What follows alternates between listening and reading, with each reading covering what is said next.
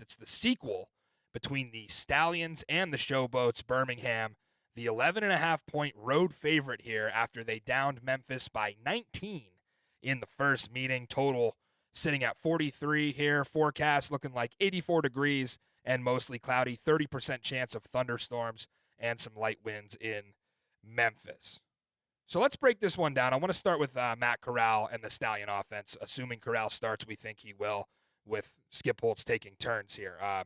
In Week 3's 33-14 win against Memphis, which we just touched on, Adrian Martinez got the go. He went 18 for 28, 334 yards passing and 2 touchdowns. He added a score on the ground. But assuming it's Corral's turn now, I'm looking forward to seeing Matt string together a full uninterrupted game after coming off that rain delay win in D.C. And no matter which way you look at it, significant advantage for Birmingham. Stallions, only team in the UFL who run more than they pass. It's kind of hard to believe. And Skip Holtz is behind that. He is pounding the rock on 55% of all snaps. And when it comes to this Memphis defense, they couldn't stop a parked car right now. Holes opening up. Every running back seems to have a great day against this defense. It's just been very poor. And you would like to think that in the second game, a team can bounce back a little bit. I'm not exactly sure this is the spot. I think offensively, and we'll get into this, Memphis can play better in Game 2 than Game 1, but defensively, it's going to remain a struggle. I don't buy into the narrative that some Stallions fans and just UFL fans in general are pushing that Matt Corral is somehow way worse than Adrian Martinez. I do not buy that. Matt Corral gutted out that win against DC. Yes, he had a few early mistakes, but it's recency bias, and you're forgetting the opponents that Adrian Martinez went up against. Houston and Memphis? We're going to call a guy the league MVP against those defenses. Matt Corral has had to do it against DC, and that's really been his only start. I mean, he had the full game against Arlington, but that was a long time ago. So think about the Memphis defense. They gave up 160 on the ground and 5 touchdowns last week. Yeah, 5 rushing touchdowns. In 5 games so far for Memphis, they've given up 33 times. They let San Antonio drop 20 on them in the fourth quarter back in Week 2. So I don't know what the future looks like for Showboats defensive coordinator Carnell Lake here, but it doesn't look like they're going to turn it around anytime soon. And you look at Birmingham's backfield outside of the quarterback position, C.J. Marable looking to return after he missed last week for personal reasons.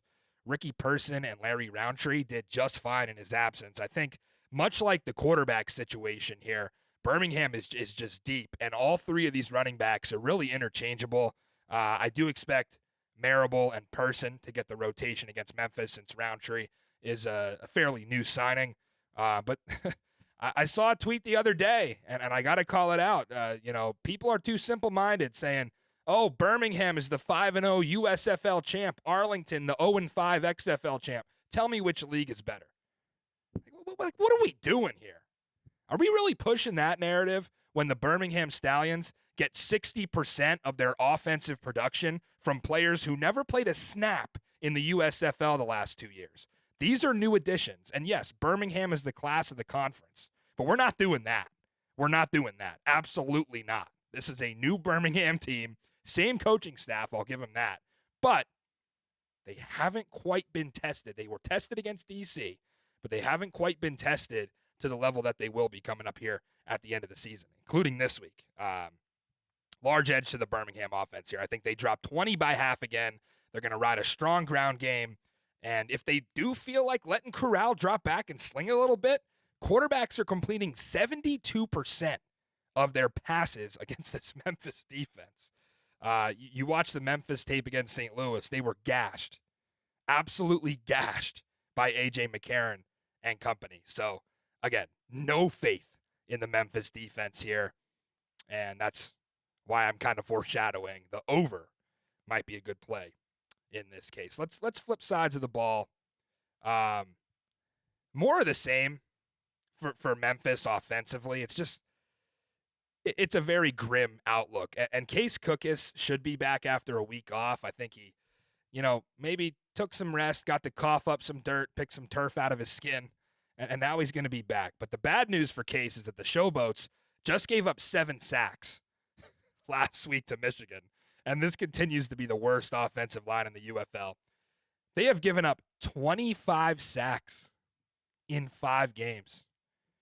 So Birmingham has been a little more quiet on the defensive front. Only 1 sack for the Stallions in the last 2 weeks. That surprised me. But overall, the defense did look dominant against Houston. I think just because this is the second game, we will see a better effort from the Showboats offense. Nobody has scored more than 18 on Birmingham this season. So that's a tall task. Also, Birmingham hasn't given up a rushing touchdown all year. Not a single rushing touchdown has been scored on this defense. So I think Showboats probably land right around the mid-teens. Maybe they get to 18 or so, but I know they're going to be down 2 scores early, so Case Cookus is going to be forced to throw this thing 45 to 50 times.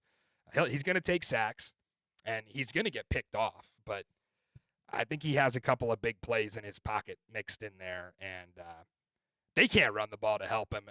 Less than 55 average yards per game on the ground. I mean, they've only scored 1 rushing touchdown. So I expect a ton of targets for these Memphis wide receivers.